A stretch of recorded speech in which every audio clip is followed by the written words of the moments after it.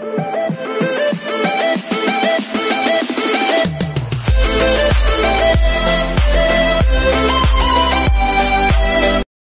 everyone, this is KJ from Vlogs, a Filipino actor based in Saudi Arabia, and welcome back to my channel. For today's video, this is the first time that I'll be reacting sa vlog ni Luis Manzano. Pero kasi, nagkaroon ako ng guts na hindi naman guts, gusto kong mapanood ito, and at the same time, gawa na din natin ng reaction video. Kasi when I first saw or watched Irene Chewart, Marisa Lacal and Anthony Jennings sa isang music video together with Darren Espanto, grabe, kilig overload talaga. Plus, yung nagkaroon din ata, nakita ko din yung parang glimpse sa kanilang Star Magical Prom, and the chemistry of overflowing talaga. I'm really, really sorry. Nasa stutter ako right now kasi ganyan talaga pag na-excite ako.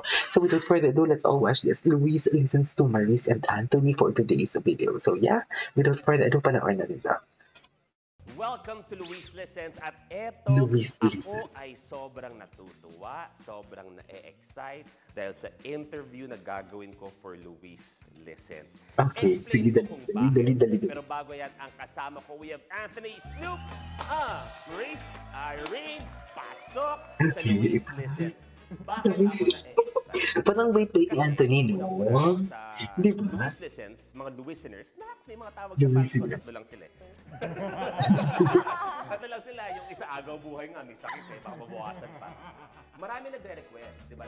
Si Maris tawang ito. Okay lang ba siya? Sa hospital ba siya? Ang ganda ng pili ko, Maris, no? Bakit gano'n? Lang fans ko. Yung Anong isa tawag agaw doon sa damit ni buhay. Yung Maris? isa doon, mahina yung internet. Ayan, no? Parang gumagalaw yung... Parang gumagalaw-galaw. Isa si Ate Jessie. No choice siya. No choice. Kailangan panoorin para may... Si Anthony, tawang-tawa. Tawang-tawa si Anthony Jennings. Sa Luis Listens, maraming nagre-request na mag-guest si ganito. Ay, talaga? Favorite artist, favorite love team, o yung mga partner.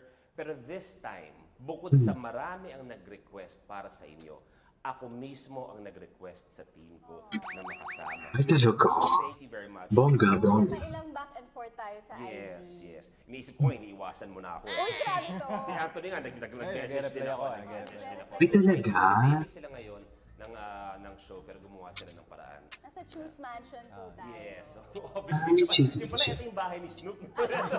Ang tindi pala ng kwento niya. Hindi, thank you very much. So, unang-una, first time niyo ba talagang magkatrabaho in any form whatsoever? Yes, first time na. First time lang nila mag-promote. Kami nag-usap nung kahit ng mga ano pa lang. Last ep lang kayo nag-usap behind the Yung scenes. Yung na-exam mga na kami. press con, look Hindi test. kami gano'n nag-uusap. Tapos, hindi kami nagpapansinan. Eh, talaga? Yun ang tanong ko. Bakit? Ang ganda ni Maris, Ramdam no? ko kayong dalawa. Ang ganda ni Maris. So, paano yung nagawa yun na hindi kayo nag-uusap? Ultimo nung press con. Kasi yung press con yan yung time na kahit paano you're gonna show people na may chemistry. Pero paano yung nagawa na na-establish yung ganitong klaseng relationship or chemistry? Masyadong magaling si Maris. Magaling din. Bubulahan. Ay, may insta talaga. Wait lang, skip lang natin. Skip ko lang.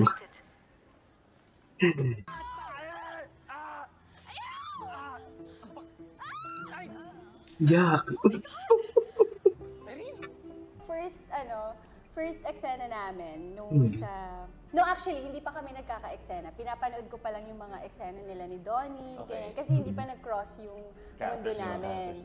So, syempre, updated ako sa show namin. So, pinapanood ko din yung sa Binondo side kasi hindi ko pa alam. Para ma-study ko rin eh. Tapos pinapanood ko to si Jennings. Ang galing na to Tapos, alam ko naman yung script. Halos lahat nun, nag-a-adlib siya, tapos pasok lahat ng adlib niya. So, nagalingan na ako. Ikaw naman kung siya, pinag-aralan ng role mo, yung... Ako napapanood ko na si Maris dati pala. Ay, talaga? Bata pa lang tayo. Nakikita ko na siya dati, tapos galing na rin ako sa kanya.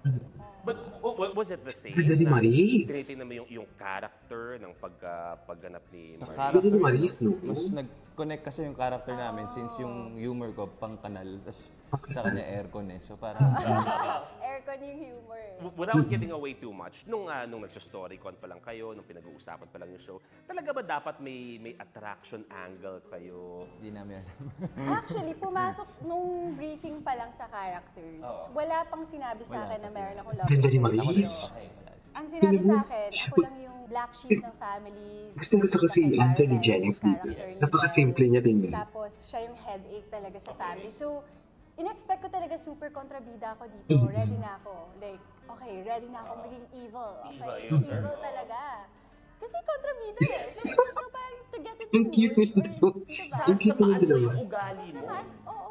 Sinampal ko yung mga tao sa bahay. Grabe. Pero ikaw, sabi nga si Maris na-appreciate niya yung adlib mo. Saan mo napapasok yun? Ikaw ba talaga yun? Or yung natural kulit mo kasi lumalabas? Napagsabihan ka na ba? Na, uy, wala naman sa script yun ah. Minsan, may times na pag sumusobra yung adlib ko, medyo napagsasabihan ako ng onte. Pero ano naman may times naman na gano'n naman pag-jokes May papasok, may hindi. Oo. So, Ako natutuwa kasi hindi biro gawin yan. For you to do that, na may eksena ka at nakaka-adlib ka, and binibigyan ka ng freedom na gawin yon, ibig sabihin may tiwala talaga sa'yo ang director mo, ang iyong mga co-star, na kaya mo mag-project ng mga bagay-bagay, di ba, na mas mapaganda yung eksena. How does it feel na lahat ng mga kalokohan ninyo, kumbaga, nagtitrend? Natutuwa ako kasi na-happy sila sa mga eksena namin. Kasi kami, pag ginagawa namin yun, happy din kami. Yung tsaka matagal ka nang nasa memes so... Oo. Actually, si Marie para sa akin ng queen of memes. Nagko-computer ba? Nagsusulat? Lahat memes. Lahat ng ginagawa na nilang memes. Pero parang natutuwa ako na nakukuha nila yung vibe na gusto namin din iparating sa kanila. Kasi ang characters namin nasa stage na gusto na nila yung isa't isa, pero sobrang in denial. Yung gulay. In fairness, kinilig ako dun sa gulay. Surprise! Ay, kasi akala niya buntis. Akala niya kasi buntis. Ito naman, tanggapin mo na tong gulay ko. Ang ginawa namin nun, kinikilig kami sa loob, pero ginagawa namin yung best para pigilan talaga. Kasi yun yung mas nakakakilig. Once pinigilan mo yung emotion mo, makikita kesa sa ipapakita mo na kinikilig ka, hindi na siya nakakakilig. So, Gasgas na. Gasgas. Yung mga pag nangingisay-gisay ka dyan, nakilig. Tsaka, Pero pag once, tinan mo yung itsura niya. nandyan yung kilig, tapos itago mo sa mukha mo, yun. So, natutuwa ako na nakukuha yun ng mga viewers. Nangyayari sa inyo, which nangyayari sa akin to count. Ito, wala pang ako. Ang nakita ko ni Angelino, ang mahal niya. Lalo na pagka madaling Sino araw tang kasi nangyayari. Maris Yung di nyo matapos yung eksena kasi tinginan nyo palang natatawa na kayo. Nangyari na sa akin yan, pero kaila Ketchup, kaila doon. Nangyayari. Pero kayong dalawa, may mga ganun ba kayong moments na hindi nyo matuloy? O hindi kaya? Meron yung ice. Ay, yan! Di namin kaya. Ano yun? Yung nagpapahirang kami ng Ay, yes. sa katawan. Ito ay. Ay, swerte. Ay.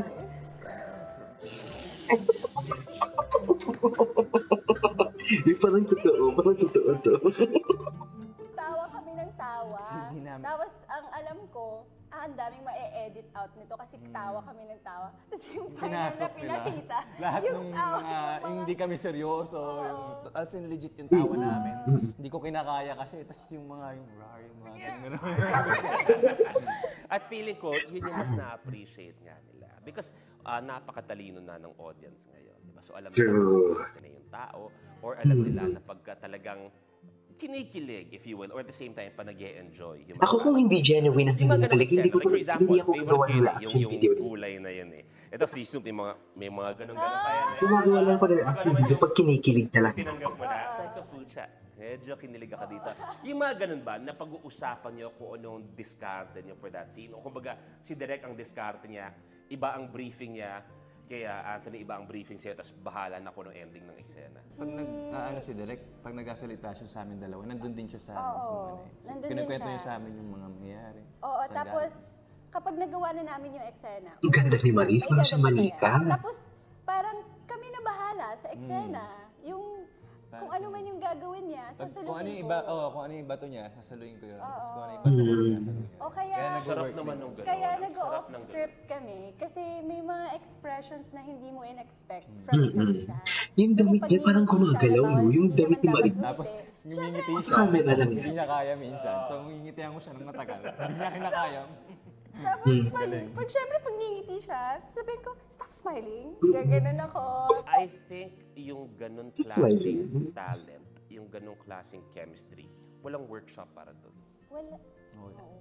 Magaling Feeling ko, it's because of what you have to offer, your character, si Anthony at the same time kung anong ma-offer niya, natural at natural na lalabas yun. At kahit napakarami sa ibang mga, di sa pagko-compare, mga artists na so long na yan ang goal nila, maging ganyang ka-natural.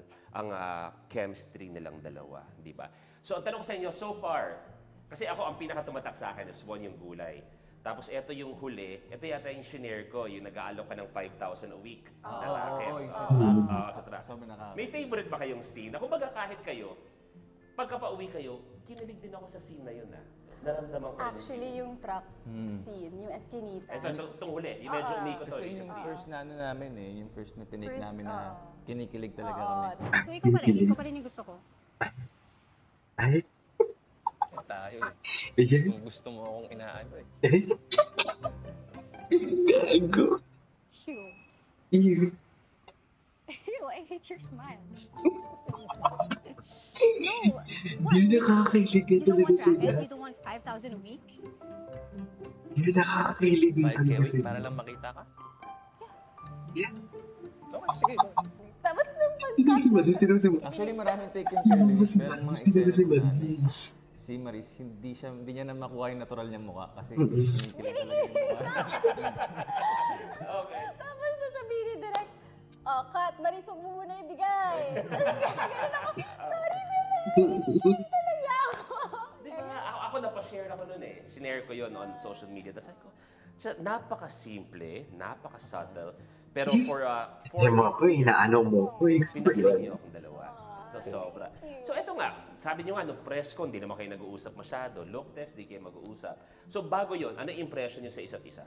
Ayan, Ikaw impression. na. Ako, Ayan eh. Maris. Matara. Kasi ito, totoo to, hindi pa. Hindi naman siguro matindi kasi bukla ako galing. It's already established din eh, di ba? Oo. So si Maris nakita, alam ko naman mabait siya eh. Kasi nakikita ko siya. Kumamot Sure. ka. Paano makisa? Nakita ko yung Hindi, pawis yun. Tumulo yung pawis eh. Hinuli Kumamot ko siya eh.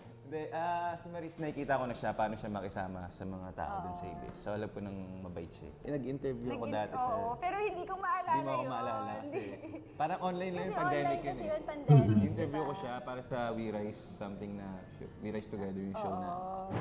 Why? Sayang ikaw, Anthony Ikaw Pero hindi ko yun maalala. Ang pinaka-tumatak sa akin, yung sa dressing room ng Christmas Special 2022. Wow! Tapos hindi siya tumitingin sa akin. Si Luis lang yung nag-hi sa akin, Luis Abuel. Okay. So, Napaisip ako sa ko. Luis Abuel. Gusto ko maalala. Tapos Okay. same kami ng dressing room ng Christmas Special. Sabi ko, okay. Sige. Hindi na din kita papansin. So, yun pala, di ba? Ganon. Tapos yung dahan-dahan nga na nagkukrus na yung landas niyo as co-actors, ano yung parang na-discover mo sa kanya? Kasi sabi mo nga dati, parang feeling mo may pagka-snapshot. Siya naman, maganda ang impression sa'yo. So, ano yung na-discover mo sa kanya? Ikaw muna. Sinabi ko na nga, maganda yung ano eh. Maganda yung nakita ko. Maganda yun. Yung ngayon si Anthony nakita ko na kung ano siya, nakikita mo sa interviews, sa eksena, ganun talaga siya sa person. Nakakatawa siya, chill lang siya, marunong siya makisama sa mga tao. Simpleng tao lang siya. Simple. Yung kay Maurice naman, Parang sabi mo nga nakikita ko nga na simpleng tao lang siya. Pero nung nga nakikitungo na siya sa'yo, ano pang mas na-discover mo or na-appreciate mo sa kanya? Nakakatawa siya. Tsaka mas makulit siya sa akin. Feeling ko sobrang kulit na diba? Si Maurice, sobra. Oo. Ano pang aabangan kay Snoop tsaka kay Irene? Sana ba tayo ngayon? Ano mo, ituloy-tuloy na natin. Ano ba ang Saan ba tayo ending ni ngayon? Snoop? Pumasok na si Jake Ejercito. Ay, oo. Oo, May love triangle. may love triangle na kami. Ingat! Kuya naman! Ingat ka kasi. What happened? Are you okay, Irene? Yeah, I'm okay. Sure? Yeah, I'm so sorry. it's okay. That was so Thank you. Alright. Yeah, I'm okay. So, ang dilemma or ang challenge kay Si Irene Jake. Si Jake din, no? i-deny ng sobra yung feelings niya Kaya, towards Snoop. Kaya ba? Kaya. Tingin mo, madedenay niya. hindi naman dito. Snoop ang kinalaman mo, Jake eh. Maganda kang kalaman, Jake, pero iba ang datingan nito. O yun ang aabangan. Ikaw ba, medyo may dating ni Jake. Ano masasabi, hindi ni Anthony, ano masasabi ni Snoop sa pagpasok ni Jake? Alam kong parehas tayong mistiso, pero huwag ka na umasa, masuputi ka lang sa akin. Kung sakasakali man, papapiliin kayo kung ano magiging ending ng kwento ni Snoop tsaka ni Irene. Ano Oh my God, ano kaya? Magkaka-baby sila. Oo, kasi yung triplet. Oo, triplet. Nalala ko na naman yung tissue. Nalala ko na naman. Yes. Sana magka-baby sila para naman may closure yung ano natin, yung paghahabulan sa isa't True. isa about pregnancy. Ano. Tsaka doon nalungkot yung tao talaga eh, nung nalaman nilang hindi siya buntis. ako seryoso to ha. Di ba sa kahit pa paano may ginagawa ako sa buhay. May asawa at may anak. Pero every time na maglalabas ng teaser tungkol sa results, inaabangan ko. Seryoso. Diba? Alam mo, dahil sa inyo, napabayaan ko anak ko. Nagulat na lang ako, nagsasalita na pala. Sabi ni Jessie, bakit hindi mo malang tinututukan yung anak? Kasi hindi ko alam kung buntis ba si Irene o hindi. Yun ang priority ko. But alam mo, thank you. Tapos na. Ito gusto ko lang sabihin to.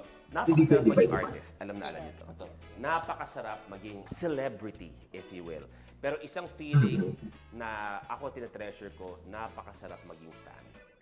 Pag kunwari nanonood ako ng MMA, ng UFC, nanonood ako, nakikita ko yung mga favorite artists, fighters ko, nakakapagpa-picture ako, iba ang feeling na maging fan. At iba ang feeling ko ngayon, nakausap ko kayo. Dahil fan ako ng tambalan ni Snoop tsaka ni Irene. In fact, hindi po staff ko, ako talaga ang kumukulit sa kanila para magawa tong interview nito. Dahil nakikita ko rin kahit paano, bukod sa galing ninyo, nakikita ko yung tambalan namin ni Ann dati. Na si Ann, ganyan. Si Snoop, nakikita ko, ginawa ko sa Kapanerang Cuba, ginawa ko yung Diyosa, yung ganyang klaseng karakter. At nakikita ko ang galing ng dalawa. So for that, thank you.